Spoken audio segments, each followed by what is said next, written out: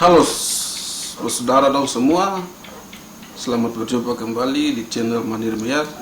Halo guys, kembali lagi bersama saya Mandir Mear di channel Mandir Mear. Jangan lupa like, comment, dan subscribe. Saat ini saya mendapat tamu yang istimewa dari mantan Ketua BEM Hukum Universitas Cendrawasih, Papua. Mungkin lebih jelas, mungkin ke Paci atau Bung Bob langsung bisa perkenalkan diri. Ya baik, selamat malam untuk para pemirsa, dan juga terima kasih karena sudah subscribe beliau punya channel, maupun yang belum subscribe, kamu jangan lupa untuk subscribe untuk terus beliau menghadirkan konten-konten yang edukatif untuk bisa mengedukasi kita semua, tapi juga kita saling share, saling open minded sesama anak Papua maupun rekan-rekan yang dari luar Papua yang sedang menonton channel ini. Nah, sebelum kita lanjut kepada topik pembahasan kali ini, izinkan saya memperkenalkan diri, tapi saya pikir bahwa di konten sebelumnya saya pun sudah dihadirkan tentang membahas tentang TikTok Papua ya. Kita sudah saling membahas tentang TikTok Papua, terus itu saya pikir juga yang penonton yang selalu mengikuti channel beliau pasti sudah kenal atau tidak asing dengan saya lagi. Tapi saya memperkenalkan diri, nama saya James Riswafom, bisa disapa James. Sebagaimana tadi sudah disampaikan oleh beliau bahwa saya juga pernah menjabat sebagai mantan Ketua BEM Fakultas Hukum Universitas Cendrawasih. Nah, dalam topik kali ini yang nanti akan sebentar dibahas lebih jauh, namun saya sebelumnya kembalikan kepada beliau dulu. Silakan Bung Fi. Langsung saja ke topik pembahasan kita. Ada di video pertama saya yang nanti teman-teman cek di sini bagian atas ini. Di situ ada komentar dari netizen yang bertanya bahwa bro atau kawan buat konten tentang MRP, Majelis Rakyat Papua. Di situ maka saya hadirkan mantan Ketua BEM untuk kita penjelasan singkat mengenai MRP, Majelis Rakyat Papua yang berada di Papua dan Papua Barat. Penjelasan singkat dan penerapan dan kinerja-kinerja MRP di Papua dan Papua Barat. Gitu. Tidak merasa hormat juga, kita sapa terima kasih banyak buat teman-teman orang semua yang sudah nonton video tentang Otsus Papua. Terima kasih banyak, dukung terus di channel ini. Selanjutnya mungkin kita langsung cerita saja, mungkin diskusi-diskusi mengenai MRP Majelis Rakyat Papua di Papua sini dan Papua Barat juga. Dan ini ditanyakan langsung dari komentar mereka, dari sesi mereka bertanya, kakak tolong buat konten tentang MRP, penjelasan singkat mengenai MRP seperti bagaimana. Dari situ mungkin Bung sudah hadir sudah di sini, Bung bisa menyampaikan secara rinci ya MRP itu seperti apa di Papua sini dan Papua Barat, mungkin biar teman-teman mereka paham kinerja MRP di Papua dan Papua Barat juga, mungkin langsung dijelaskan dari.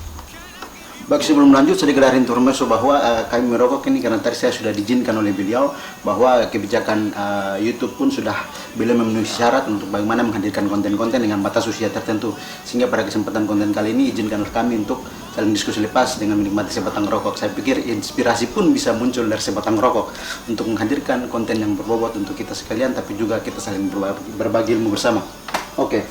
Baik, kembali kepada pertanyaan yang disampaikan oleh Bung Vicky tadi berkaitan dengan MRP Papua dan Papua Barat. Oke, baik. Terima kasih.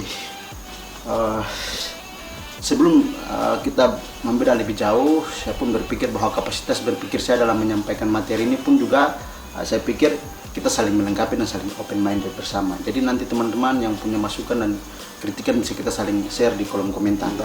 Ya. Oke, baik. Berkaitan dengan MRP Papua dan MRP Papua Barat, saya pikir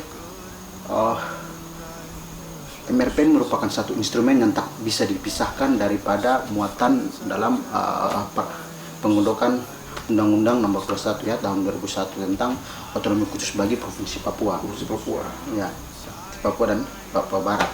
Nah, sejarah mula pembentukan MRP saya pikir itu hanya satu ya, sejarah pembentukan muatannya kan pada muatan Undang-Undang Nomor 21 Tahun 2001 itu kan diamanahkan MRP hanya satu lembaga kelembagaan ya kan, kelembagaan itu Majelis Rakyat Papua pada tahun di dalam muatan itu. Nah sementara pembentukan MRP yang pertama ini kan dibentuk pada tahun 2005 ya kan, 2005 dengan aturan pembantunya yaitu PP atau peraturan pemerintah ya. Artinya bahwa sebagai rujukannya adalah undang-undang, tapi juga juknisnya dan juga aturan pembackup untuk bagaimana menjelaskan lebih jauh sampai kepada hal-hal yang sifatnya pelaksana, yaitu di dalam muatan peraturan pemerintah tadi itu nomor 54 tahun 2004 yang kemudian diperbarui nomor 64 tahun 2008 ya. Itu revisi terbaru untuk pelaksanaan itu tadi MRP dan juga otonomi khusus. Nah kembali lagi apa sih MRP itu ya kan ya, kalau kita mungkin kalau kita orang Papua secara umum ya saya pikir juga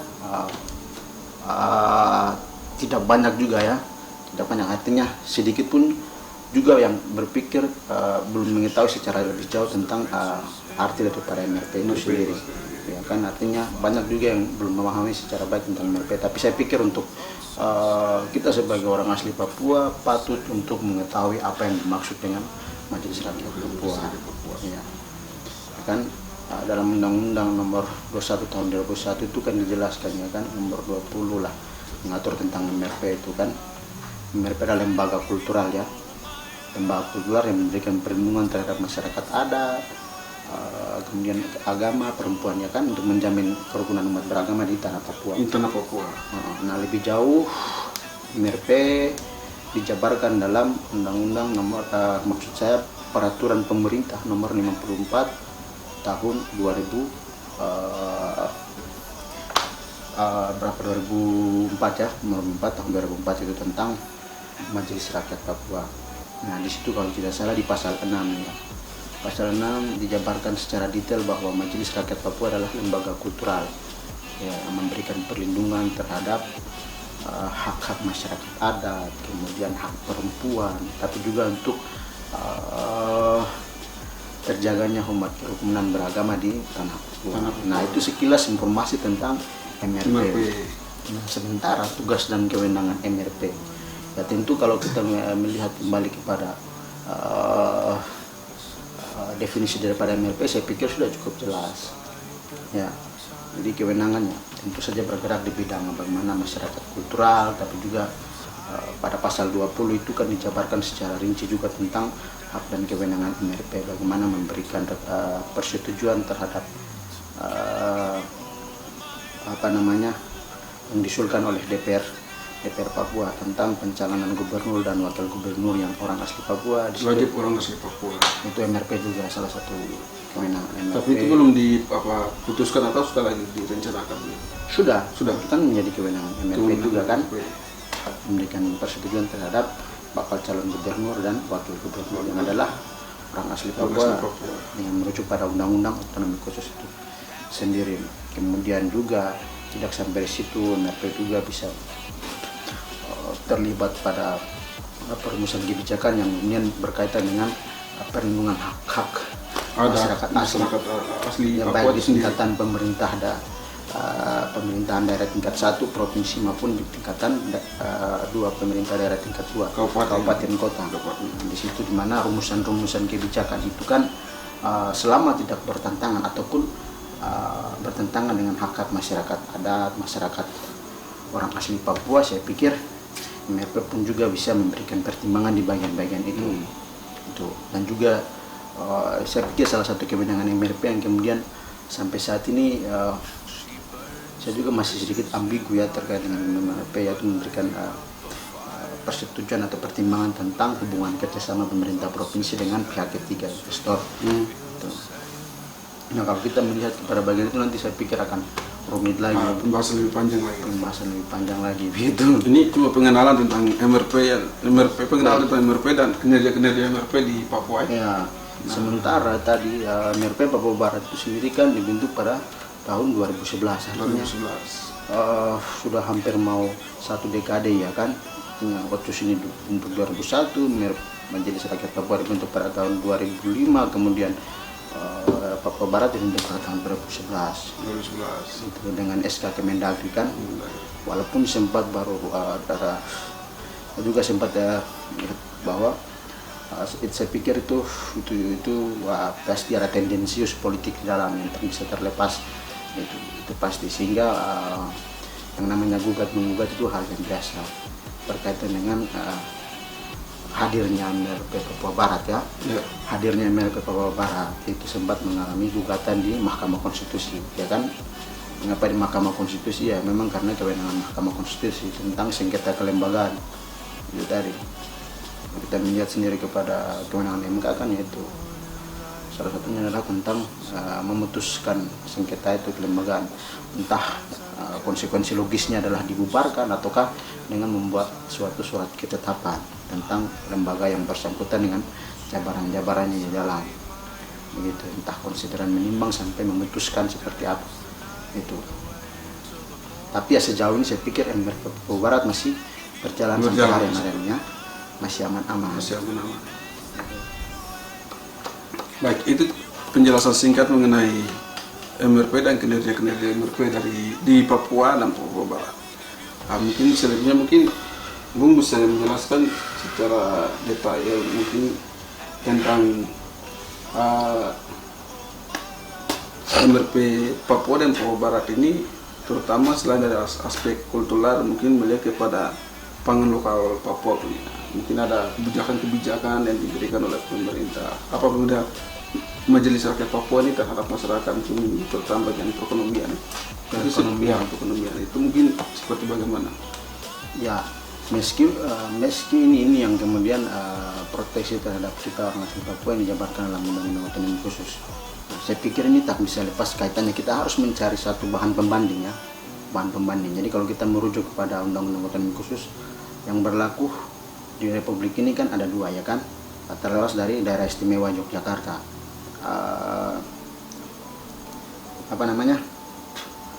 Papua dan Aceh.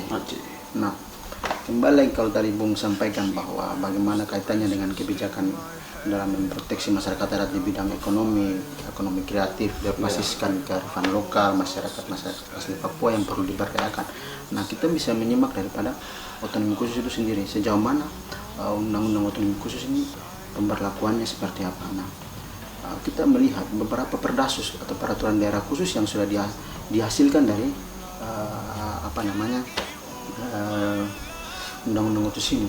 Perdasus ya, bukan perdasi peraturan daerah provinsi itu bukan, tapi peraturan daerah otonomi khusus, peraturan daerah khusus itu. Saya pikir yang pertama ini peraturan daerah khusus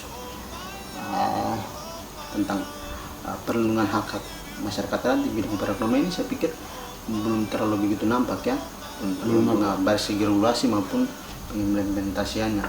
Saya ambil contoh tentang tadi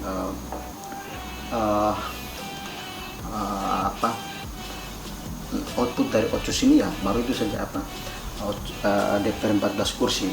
Nah, DPR 14 kursi di situ ada perwakilan adat, perwakilan agama, perempuan, di situ kan ada. Nah, sembari ini yang perlu diproteksi tentang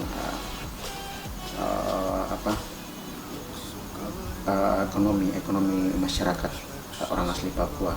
Sejauh ini saya pikir secara regulasi belum ada keberpihakan yang begitu nampak. Nah, tapi kemudian peraturan daerah dengan mengacu pada satu rangkaian sirkulasi pemerintahan di seluruh Indonesia, saya pikir perlu juga untuk dibuat satu rumusan kebijakan yang menstimulus masyarakat yang berada di daerah provinsi itu sendiri. Gitu. Apalagi susah dengan jalur akses darat ini masuk saja ya. Nah, kenapa tidak, kita kan daerah otonomi khusus ya kan, dibuat satu regulasi khusus perdasus tentang perlindungan itu tadi hak masyarakat adat di bidang perekonomian, masyarakat orang asli Papua di bidang perekonomian, pendidikan, jangankan ekonomi, pendidikan, kesehatan dan sebagainya. Karena apa? Polarisasi penerapan kebijakan kita di bidang perekonomian dan pendidikan secara khusus, saya melihatnya itu masih terpatron pada pemerintah Jakarta. Jakarta artinya dalam hal ini kementerian, kalau pendidikan kita bicara tentang Kementerian Pendidikan dan Kebudayaan. Nah, kenapa tidak kita bentuk satu regulasi yang mengatur tentang pendidikan berbasiskan situasional kontekstual di Papua. Saya ambil contoh begini, Bung. Kita kalau belajar di buku-buku SD itu kita baca, kalau misalkan tentang, masih ingat sampai hari ini, barang itu masih tercangkok di otak saya tentang pelajaran membaca. Budi dan Wati pergi ke sawah. Budi dan Wati. Ini namanya dari mana begitu? Itu contoh kecil. Artinya bahwa polarisasi penerapan kebijakan pendidikan dan juga ekonomi ini kita masih terpatron. Sementara bagaimana implementasi OJOS itu harus ada, Bapak. Nah, sampai itu tadi Budi dan Wati ke sawah. Misalkan orang di Wamena, mana sawah? Ke pantai. Yang hanya ada kebun. Yang ada kebun, gunung apa? Awan, angin kencang, begitu. Itu yang saya maksud dengan bagaimana pengimplementasian kebijakan Undang-Undang Otonomi Khusus dalam kaitannya dengan pengawasan yang dilakukan oleh MRP. Nah, sampai hari ini apa? MRP tidak punya gigi, pengawasan dan juga kinerja MRP. Kalau kita lihat di video yang beredar ya, kalau teman-teman nanti bisa lihat atau di cuplikan sebelumnya, saya sempat ada lihat Bung punya konten yang sebelumnya itu secara gamblang dijelaskan oleh Ketua MRP dalam menanggapi itu. Artinya bahwa MRP tidak punya gigi, itu punya gigi untuk bagaimana melihat dinamika persoalan di Papua. Tidak punya kewenangan begitu. Ya, kewenangan yang lebih gitu. Ya, artinya memang kalau kita mengacu kepada sistem ketatanegaraan kita kan berpacu pada merupakan serapan daripada teori daripada John Montesquieu dan juga John Locke tentang trias politika, ya kan, trias politika pembagian kelembagaan dalam sistem pengelolaan pemerintahan, ada eksekutif, yudikatif dan legislatif. Nah, sekarang kita lihat MRP masuk di bagian mana? Legislatifkah? Merumuskan kebijakan? Legislasi? Tidak. Pengawasan finansial, keuangan, budgeting kan tidak. Pemerintahan sedangkan dia memberikan rekomendasi untuk memberikan persetujuan untuk gubernur dan wakil gubernur, dan kemudian memberikan pertimbangan-pertimbangan, hanya sebatas pertimbangan, tidak sampai kepada memberikan kebijakan. Nah, itu karena memang dia bukan lembaga eksekutif dalam perumusan kebijakan, dan kemudian lembaga yudikatif atau kuasa kehakiman yang merupakan kewenangan pemerintah pusat secara struktural ke daerah, tingkatan daerah. Artinya bahwa kantor pengadilan di setiap daerah itu tidak didikte atau tidak terpatron pada pemerintah daerah, tidak ada kaitannya dengan gubernur atau wali kota. Mereka terpatron langsung dengan Mahkamah Agung, misalkan seperti begitu. Pengadilan itu bagian daripada sistem ketatanegaraan kita, pembagian ketatanegaraan kita terlepas dari lembaga-lembaga independen yang kemudian dibentuk pasca reformasi 98, misalkan KPU. Itu kan lembaga-lembaga yang secara independen, BPK itu kan lembaga yang secara independen mengawal roda pemerintahan. Itu demikian halnya juga dengan MRPD, juga semacam lembaga kewenangan, lembaga independen maksud saya, yang kemudian diamanahkan dalam Undang-Undang Otonomi Khusus dengan jabaran-jabaran kewenangan, kemudian haknya seperti apa, itu tentang proteksi terhadap orang asli Papua. Bung, jangan salah, kita sendiri, OKJOS kita sebenarnya masih sifatnya plural, menerima pluralisme.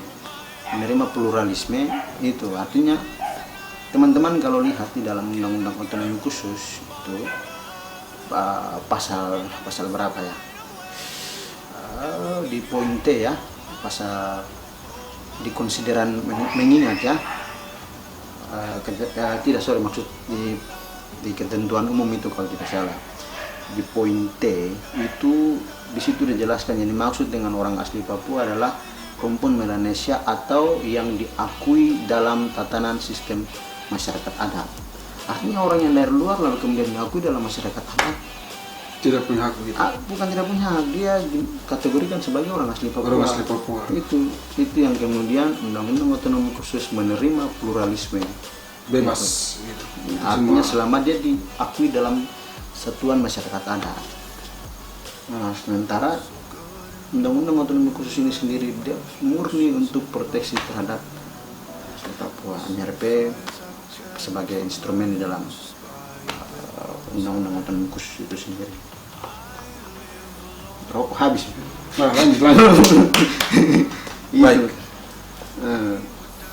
Itu mengenai penerapan kinerja OCUS untuk wilayah Papua. Saya pikir mungkin di Papua Barat pasti sama saja. Iya, Kinerja seharusnya begini Bung, dalam melaksanakan tugas pemerintahan gubernur itu juga kan perlu untuk mendapatkan pertimbangan, masukan dari MRP, tapi selama ini tidak diikutsertakan dalam pertimbangan itu. Iya, artinya bahwa itu juga kita kembali lagi korelasinya dengan tadi undang-undang OCUS itu kan, artinya undang-undang otonomi khusus ini kan kalau dalam istilah hukum kan dia lex specialis atau hukum yang sifatnya khusus. Ada asas yang namanya lex specialis derogat lex generalis, atau hukum yang bersifat khusus mengesampingkan hukum yang bersifat umum. Nah, hukum yang bersifat khusus, apa yang dimaksud dengan hukum yang bersifat khusus mengesampingkan hukum yang bersifat umum? Kan dalam tata hierarki peraturan perundang-undangan kita di Republik Indonesia ya, nomor berapa ya, nomor 12 tahun 2011 itu tentang hierarki perundang-undangan, kan ada yang namanya Undang-Undang Dasar paling tertinggi kan 1945. 45, kemudian TAP MPR, Ketetapan Majelis Permusyawaratan Rakyat, kemudian undang-undang atau Perpu, peraturan pemerintah pengganti undang-undang. Nah, kemudian PP atau peraturan pemerintah, Kepres, lalu kemudian ada yang namanya peraturan daerah itu kan, peraturan daerah gubernur. Namun di tengah-tengah ini ada yang namanya peraturan Kementerian Dalam Negeri, Kapolri punya belum lagi masuk, kemudian banyak peraturan yang masuk yang secara sistematika atau hierarki perundang-undangan kita. Nah, letak OCUS di mana?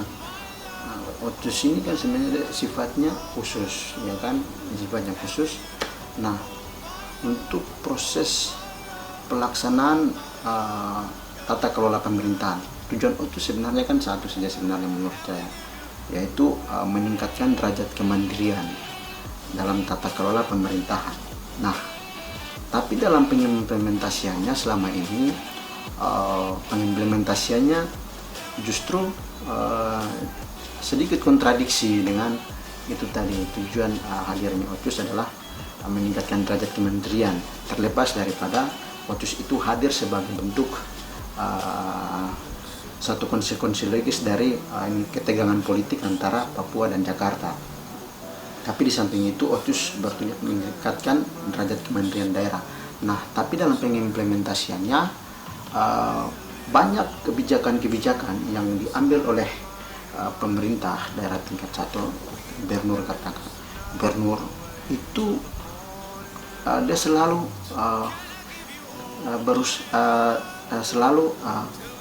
sedapat mungkin tidak bertentangan dengan undang-undang secara nasional tadi, atau peraturan perundang-undangan secara nasional, misalkan tidak bertentangan dengan undang-undang itu ya, kemudian tidak bertentangan dengan Perpu, tidak bertentangan dengan tadi peraturan pemerintah atau peraturan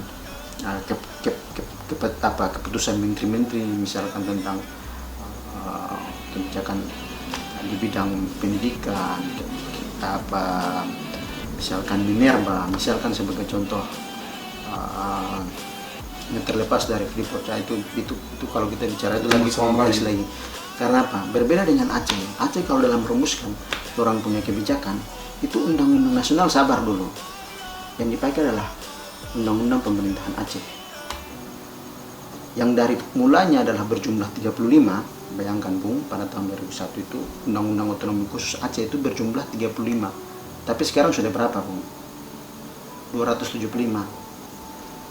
Kalau Papua punya berapa? Papua dari dulu sampai sekarang berapa? 30-an kan? 79 pasal. 70-an ya. Artinya apa? kita mengalami satu proses, bukan satu proses, kita mengalami stagnasi di situ. Tidak ada penjabaran, jangan itu rumusan-rumusan jabaran daripada undang-undang otonomi khusus dalam bentuk perdasus, peraturan daerah khusus pun mana sampai hari ini yang memiliki kekuatan hukum yang mengikat, yang jelas dalam pemberlakuannya, dalam keberpihakan terhadap orang asli Papua, akselerasi, percepatan pembangunan infrastruktur SDM, perekonomian, mana? Gitu. Semua pada macet semua. Gitu. Jadi kembali ke poin pembahasan awal tadi, itu tadi ada sedikit kontradiksi MRP dan juga undang-undang otonomi khusus yang sifatnya lex spesialis namun terbatas sekali, terbatas sehingga upaya daripada mengenkan MRP gubernur pun juga terbatas, semua masih di detail Jakarta begitu. Katakan Semua pusat kembali ke atasan, kewenangan atas pusat. Nah, ini Bung, kita potong sebentar dulu, kita ngopi sedikit, santai, tarik nafas dulu. Mantap. Kopi ini jangan lupa ya. Jangan lupa ngopi. Endorse atau tidak? Kopi Senang.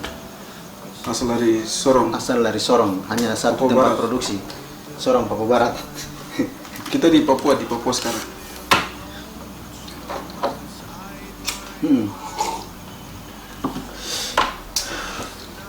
Terus apa lagi Bung berkaitan dengan pertanyaan Baik. dari komentator di akun-akun sebelum, di konten sebelumnya. Dan terima kasih Bung, sudah penjelasan menurut saya cukup pas penjelasan cukup pas. Mungkin sebelum Ya, kita lanjut juga ada beberapa ini pertanyaan-pertanyaan dari poin terakhir ini dari pembahasan. Mungkin kita melihat bahwa dinamika MRP ini tidak terpisah dengan OCUS, tidak terpisah, sama-sama sejalan. Dan mungkin dinamika OCUS ini akan berakhir di 2021 nanti. Dan mungkin tanggapan Bung bagaimana ketika melihat kinerja MRP untuk penanganan OCUS untuk penanganan OCUS berakhir 2021. Baik dari Papua maupun Papua Barat, mungkin ada kebijakan-kebijakan atau mungkin yang disampaikan oleh MRP apa gitu. Dan menurut Bung, Bung pendapat seperti ya, apa? menyambung dari awal tadi ya. Jadi yang tadi kan OCUS tak kalah, MRP anak kandung dari OCUS, tapi juga DPR jalur OCUS. DPR jalur OCUS Di Papua kan kursi 14. 12. Di Papua Barat saya tidak tahu berapa jumlah kursi yang dari perwakilan jalur OCUS. Nah itu dua instrumen yang dihasilkan oleh dari otonomi khusus ini sendiri. Nah berkaitan dengan tadi tadi OCUS mau berakhir ya, OCUS mau berakhir 2021. Saya pikir memang agak sedikit berat ya kita menyampaikannya, tapi sebagai mana sudah dijabarkan, saya pikir sudah cukup jelas ya di undang-undang otonomi khusus ya, tentang ketika masa berakhir. Saya tidak tahu pasti pasal berapa ya, nanti bisa dicek Bung. Tapi kewenangan MRP adalah itu untuk mempersiapkan itu tadi, evaluasi, tapi juga lebih kepada musyawarah ya, untuk bagaimana mencapai kata mufakat, terimanya OCUS ataukah tidak.